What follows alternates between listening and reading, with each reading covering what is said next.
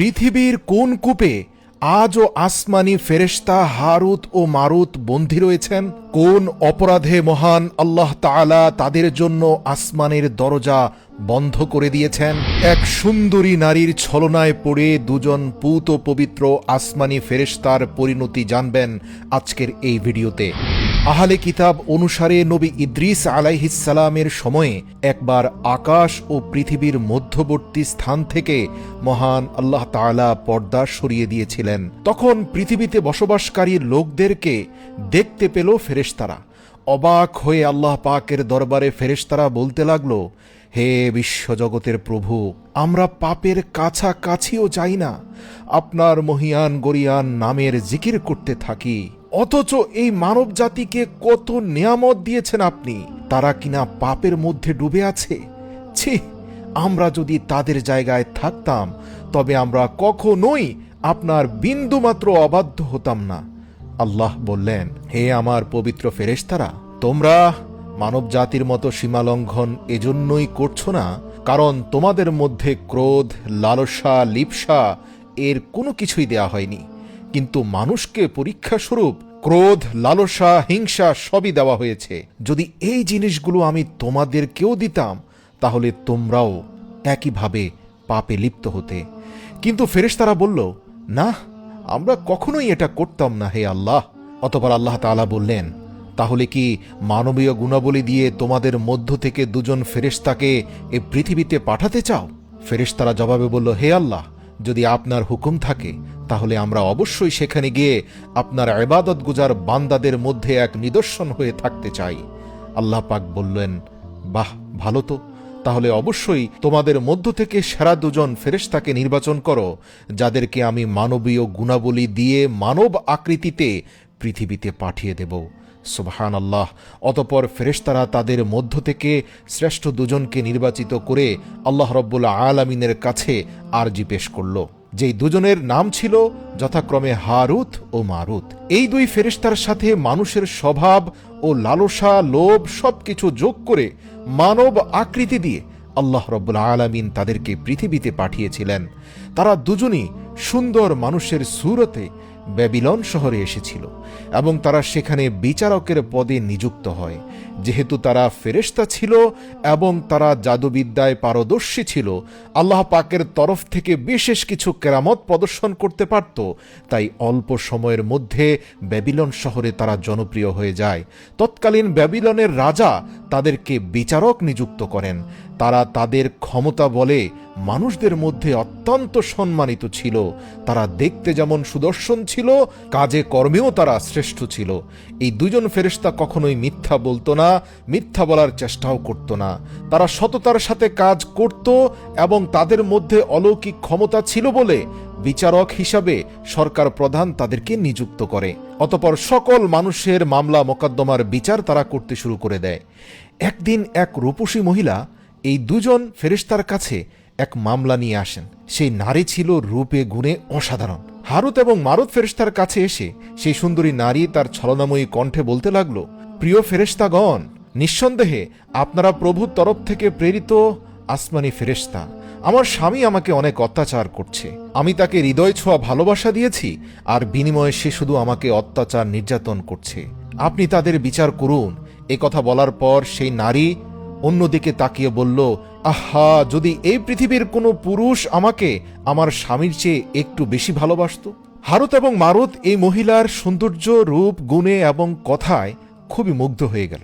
বিচার কার্য চলাকালীন এই মহিলার প্রেমে হাবুডুবু খেতে খেতে এই দুই ফেরেশতার দুজনই সেই নারীকে এক পর্যায়ে ব্যভিচারের আমন্ত্রণ জানালো। ওই নারী ছিল পুরো দস্তুর এক ছলনাময়ী। আসলে তার স্বামী মোটেই কোনো খারাপ মানুষ ছিল না, বরং অশ্লীল পোশাক পরে রাস্তাঘাটে চলাচল করার কারণে তার স্বামী তাকে বকাঝকা করে। নিজের প্রতি হারুত মারুত ফেরেশতার প্রবল আগ্রহ দেখে মহিলাটি তাদেরকে বলল, আমি এক শর্তে তোমাদের সাথে জিনা করতে পারি, যদি তোমরা মূর্তি পূজা করো অথবা মদ খাও আর না হয় আমার স্বামীকে হত্যা করো। এই তিনটার যে কোনো একটা তোমাদেরকে করতেই হবে। হারুত মারুত বলল, তোমার স্বামীকে আমরা হত্যা করতে পারবো না, কারণ বিচার কার্যক্রম অনুযায়ী যা মনে হচ্ছে তোমার স্বামী অপরাধী নয়। আর মূর্তি পূজা করলে তো আমরা সৃষ্টিকর্তার সাহায্যই পাবো না। তবে হ্যাঁ, মদ খাওয়া ছোটখাটো অপরাধ, আমরা মদ খেতে পারি।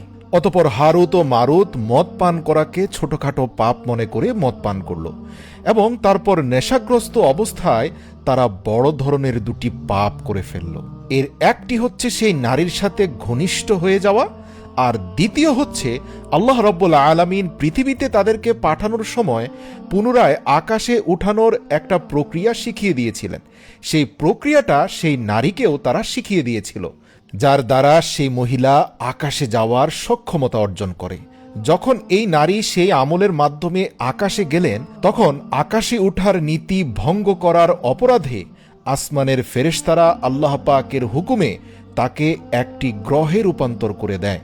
যেহেতু এই মহিলার নাম ছিল জোহরা, তাই সেই গ্রহকে সাইয়ারা জোহরা বলা হতো, যাকে বাংলা ভাষায় শুক্র বলা হয়, অর্থাৎ আজকের জমানায় শুক্র গ্রহটি, যাকে ইংরেজিতে ভেনাস বলা হয়ে থাকে। আর আপনারা সৌরজগতের গ্রহগুলো যদি ভালোভাবে দেখেন, পর্যবেক্ষণ করেন, তাহলে দেখবেন শুক্র গ্রহটি প্রতিনিয়ত জ্বলজ্বল করে জ্বলছে। বলা হয়ে থাকে এটা এক প্রকারের শাস্তি।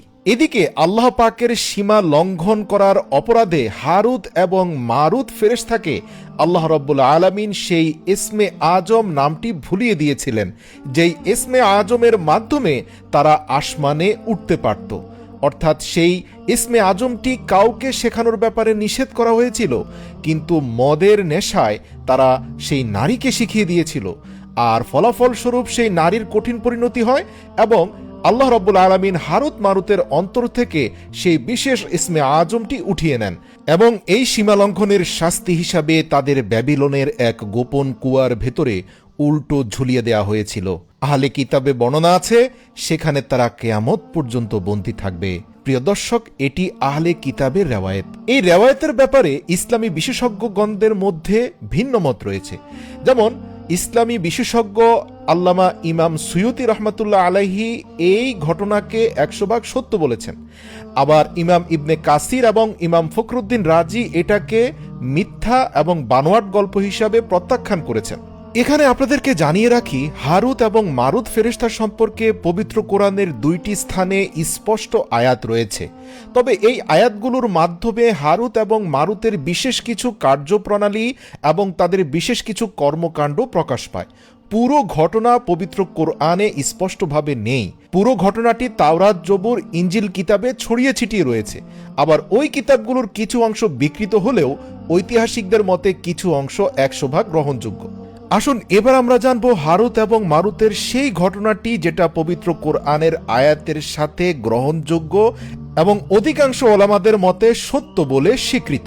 সেটা হচ্ছে, ব্যাবিলন নামে তৎকালীন পৃথিবীতে একটা বড় শহর ছিল, যেটা জ্ঞান বিজ্ঞানে অত্যন্ত উন্নত ছিল। তার পাশাপাশি সেই শহরের জনগণের মধ্যে জাদুবিদ্যার খুব কদর ছিল এবং জাদুবিদ্যার সুনাম বহুদূর এলাকা পর্যন্ত বিস্তৃত ছিল। এক কথায় তৎকালীন পৃথিবীর সবচেয়ে উন্নত এবং আধুনিক শহর ব্যাবিলনে সেই ব্যক্তির সম্মান সবচেয়ে বেশি ছিল যে জাদুবিদ্যায় যত বেশি পারদর্শী ছিল। বলা যেতে পারে এই শহরের বাসিন্দা হওয়াটাই ছিল জাদুকর হওয়ার লক্ষণ। এখানে একটা কথা বলি, আমরা জানি এই পৃথিবীর বুকে যেই নবীকে আল্লাহ রাব্বুল আলামিন সবচেয়ে বেশি কারামত দিয়েছিলেন সেটা ছিল হযরত সুলাইমান আলাইহিস সালাম। আর আপনাদেরকে জানিয়ে রাখি, নবী সুলাইমান আলাইহিস সালামের সময়েই কিন্তু এই ব্যাবিলন শহরের নামডাক খুব বেশি ছিল। নবী সুলাইমান আলাইহিস সালাম যেহেতু পুরো বিশ্বজাহানের রাজা ছিলেন, কারণ আল্লাহ পাকের তরফ থেকে প্রাপ্ত মহান ক্ষমতা বলেই তিনি পুরো পৃথিবীর উপর রাজত্ব করতেন। তো যেহেতু ব্যাবিলনের বাদশাহ এবং ব্যাবিলনের জনগণ জাদুর প্রতি অত্যন্ত আসক্ত ছিল, নবী সুলাইমান আলাইহিস সালাম ব্যাবিলন শহরের লোকদের এই কর্মকাণ্ড দেখে তিনি অত্যন্ত ক্ষুব্ধ হন। নবী সুলাইমান আলাইহিস সালাম যখনই ব্যাবিলন শহরের দিকে গমন করতেন, তখন ব্যাবিলনের বাদশাহ একদম ভদ্র নম্র হয়ে যেত, যেন নবী সুলাইমানের সামনে কোনোভাবে জাদুবিদ্যা বা শিরকের কোনো কিছু প্রকাশ না পায়। কিন্তু নবী সুলাইমান আলাইহিস সালাম তার গোপন জিন গোয়েন্দা বাহিনী দ্বারা জানতে পারলেন যে তিনি ব্যাবিলন থেকে সরে যাওয়ার পর এই অঞ্চলের মানুষজন নোংরা জাদুবিদ্যায় লিপ্ত হয়ে যায়। অতঃপর তিনি প্রকাশ্যে এসে শহরের সকল লোকদেরকে জড়ো করে এমন শিরকি প্রথা থেকে বাধা প্রদান করেন। তিনি বলেন, তোমরা কখনো এমন জাদুবিদ্যার অনুশীলন করবে না যার ফলে মহান আল্লাহ পাকের সাথে শিরক হয়ে যায়। কিন্তু ব্যাবিলনের লোকজন হযরত সুলাইমান আলাইহিস সালামের কথা কোনোভাবেই শুনতে রাজি ছিল না। এক পর্যায়ে হযরত সুলাইমান আলাইহিস সালাম তাদেরকে 1, 2 এবং তৃতীয়বার পর্যন্ত সতর্কতা দেন। অতঃপর হযরত সুলাইমান আলাইহিস সালামের তৃতীয় তথা শেষ নিষেধাজ্ঞা অমান্য করার অপরাধে তিনি মারাত্মক ক্ষুব্ধ হয়ে যান।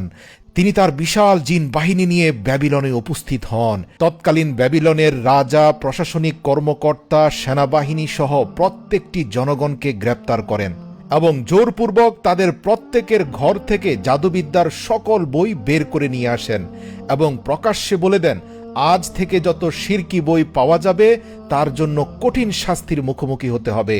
অতঃপর তিনি সকল বইকে একত্র করে তার সিংহাসনের নিচে পুঁতে ফেলেন, যাতে এই ক্ষতিকর বইগুলোর বিনাশের মাধ্যমে এই ক্ষতিকর জ্ঞানকে মানব জাতি থেকে নির্মূল করা যায়। কিন্তু সময়ের সাথে সাথে হযরত সুলাইমান আলাইহিস সালাম ইন্তেকাল করে পৃথিবী থেকে বিদায় নেন। অতঃপর আবার সেই ইবলিস মাথাচাড়া দিয়ে ওঠে।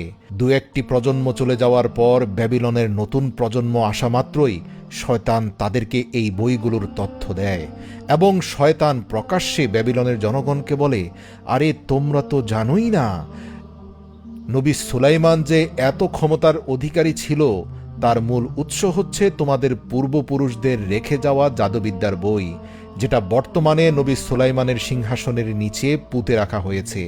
তোমরা যদি সেই বই বের করে তা অনুসরণ শুরু করে দাও তবে তোমরাও নবী সুলাইমানের মতো মহা ক্ষমতাধর হতে পারবে। হে ব্যাবিলনের জনগণ, নবী সুলাইমান এক রাজ্য থেকে আরেক রাজ্য উড়ে যেতেন তোমাদের পিতামাতার রেখে যাওয়ার বই ব্যবহার করে। তিনি পুরো পৃথিবী শাসন করেছেন তোমাদের পিতামাতার রেখে যাওয়া বইয়ের মাধ্যমে। তিনি জিনদেরকে নিয়ন্ত্রণ করতেন তোমাদের পিতামাতার রেখে যাওয়া বইয়ের মাধ্যমে। এবং নবী সুলাইমান আলাইহিস সালামের অসাধারণ অলৌকিক ক্ষমতা বলতে কিছুই না, সবই তোমাদের পূর্বপুরুষদের রেখে যাওয়া বই এবং তন্ত্রমন্ত্র এর ক্ষমতা। এভাবে শয়তান ব্যাবিলনে বসবাসকারী বনি ইসরায়েলের সকল মানুষকে পুনরায় পথভ্রষ্ট করে। তারা পুনরায় সুলাইমান আলাইহিস সালামের সম্মানিত সিংহাসন ভেঙে তার নিচ থেকে ওই বইগুলো বের করে এনে পুনরায় এই নোংরা চর্চা শুরু করে দেয়। এর ফলে তাদের সমাজের মধ্যে পুনরায় আবার হানাহানি, মারামারি, একজন আরেকজনের মধ্যে সংকট সৃষ্টি করা, অর্থাৎ জাদুবিদ্যার অপব্যবহার বলতে যা বোঝায় তার সবই শুরু হয়ে যায়। এমনকি সে সময় জাদুবিদ্যার অনুশীলন এত ভয়াবহ অবস্থায় গিয়ে পৌঁছেছিল যে চোর এবং ডাকাতরা চুরি এবং ডাকাতি করার জন্য জাদুবিদ্যার ব্যবহার করত। এর ফলে তারা ঘরে প্রবেশ না করে জাদুবিদ্যা ব্যবহার করে জিনিসপত্র দূর থেকে চুরি করে নিয়ে যেতে পারত। এতে সমাজে ভয়ঙ্কর বিশৃঙ্খলা দেখা দিল। আল্লাহ রাব্বুল আলামিন পবিত্র কোরআনে এই সম্পর্কে বলেন, তারা জাদুর অপব্যবহার করত এবং জাদুবিদ্যার মাধ্যমে স্বামী স্ত্রীর মধ্যে বিচ্ছেদ ঘটাত। এছাড়াও শয়তানের সেই মিথ্যা তথ্যের বিষয়ে আল্লাহ রাব্বুল আলামিন পবিত্র কোরআনে বলেন, আমার নবী সুলাইমান কখনোই জাদুবিদ্যার অনুসরণ করেনি, সুলাইমান কুফরি করেনি, কিন্তু শয়তানি কুফরি করেছিল। শয়তান মানুষকে জাদুবিদ্যা শেখাতো এবং ব্যাবিলন শহরে হারুত ও মারুতের উপরেও মিথ্যা আরোপ করা হয়েছিল। হারুত এবং মারুত দুজন ফেরেশতা অবতীর্ণ হয়েছিল এবং তারা কাউকে ততক্ষণ পর্যন্ত জাদু শিক্ষা দিত না যতক্ষণ না তারা নিশ্চিতভাবে স্বীকৃতি দিত যে আমরা এই জাদু অপকর্মে ব্যবহার করব না, এটা শুধুমাত্র একটা পরীক্ষা, তোমরা কেউ এই জাদুর মোহে কাফের হয়ে যেও না। প্রিয় দর্শক, পবিত্র কোরআনের এই আয়াতগুলোর মাধ্যমে স্পষ্টত বোঝা যায় যে সে সময়ে ব্যাবিলনে জাদুবিদ্যার এই জ্ঞানের অপব্যবহার এত ভয়াবহ রূপ ধারণ করেছিল যা সাধারণ মানুষের জন্য কষ্ট ও দুর্দশার কারণ হয়ে ওঠে। তখন আল্লাহ রাব্বুল আলামিন মানব রূপে দুজন ফেরেশতা পাঠিয়েছিলেন জাদুবিদ্যা থেকে বাঁচার আমল ও জাদুকে বাতিল করার পদ্ধতি মানুষকে শেখানোর জন্য, যাতে তারা জাদুকরদের হাত থেকে মুক্তি পায়, তবে এই শিক্ষাগুলিও খারাপ উদ্দেশ্যেও ব্যবহার হতে পারে। তো ওই দুজন ফেরেশতাই মূলত হারুত এবং মারুত। এই ফেরেশতারা দুনিয়ার বুকে এসে যখনই মানুষকে এই কালো জাদুর হাত থেকে রক্ষা করার জন্য আল্লাহ প্রদত্ত জাদুবিদ্যা শেখাতো, তখন তারা সর্বদা মানুষকে এই কথা বলে সতর্ক করত যে এটি আল্লাহর তরফ থেকে একটি পরীক্ষা তোমাদের জন্য। তোমরা আমাদের কাছ থেকে এই জাদু শিখে নিচ্ছ যাতে তোমরা কালো জাদুকে প্রতিহত করতে পারো, কিন্তু তোমরা আল্লাহ প্রদত্ত এই জাদু শিক্ষাকে অপব্যবহারে ব্যবহার করো না। কিছু আরবি গল্পে ব্যাবিলনের এক বিশেষ কূপের কথা উল্লেখ আছে। সেখানে অনেক লোক এসে হারুত ও মারুতের সাথে সাক্ষাৎ করে জাদুবিদ্যার জ্ঞান লাভ করত। যদিও কিছু ঐতিহাসিক বলেছেন যে ইরাকের হাল্লা শহরের কাছে একটি ধ্বংসাবশেষে একটি প্রাচীন কূপ রয়েছে, যেখান থেকে ব্যাবিলনের সীমানা শুরু হয়েছে। তারা এই কূপটিকেই ব্যাবিলনের কুয়া হিসাবে ঘোষণা করে। তবে যাই হোক, এই ঘটনা থেকে এই শিক্ষা পাওয়া যায় যে জাদুবিদ্যা এবং জাদু একটি শিরক, তবে এটি দুর্নীতি ও ফাসাদ বন্ধ করতে ব্যবহার করার অনুমতি রয়েছে। প্রিয় দর্শক, কোরআনের আয়াতের সাথে তাওরাতের এই ঘটনাটির সম্পর্ক সবচেয়ে ঘনিষ্ঠ। এজন্যই সকল উলামায়ে কেরামগণ এই ঘটনাটিকে স্বীকৃত বলেছেন। তবে এই ঘটনায় আল্লাহর তরফ থেকে প্রেরিত ফেরেশতা হারুত এবং মারুতের কি পরিণতি হয়েছে তা স্পষ্ট করে কোথাও উল্লেখ করা হয়নি। শুধু এতটুকু বলা হয়েছে যে হারুত এবং মারুত ফেরেশতা পৃথিবীতে এসে মানুষকে কালো জাদুর হাত থেকে রক্ষা করার জন্য আল্লাহর তরফ থেকে প্রেরিত ভালো জাদু শিক্ষা দিত। তো প্রিয় দর্শক, হারুত মারুতের এই পুরো ঘটনা থেকে একটি শিক্ষা নিশ্চিত যে জাদুবিদ্যা আজও রয়ে গেছে এবং জাদুবিদ্যা একটি শিরক, তবে এটি দুর্নীতি ও ফাসাদ বন্ধ করতে ব্যবহার করার অনুমতি রয়েছে।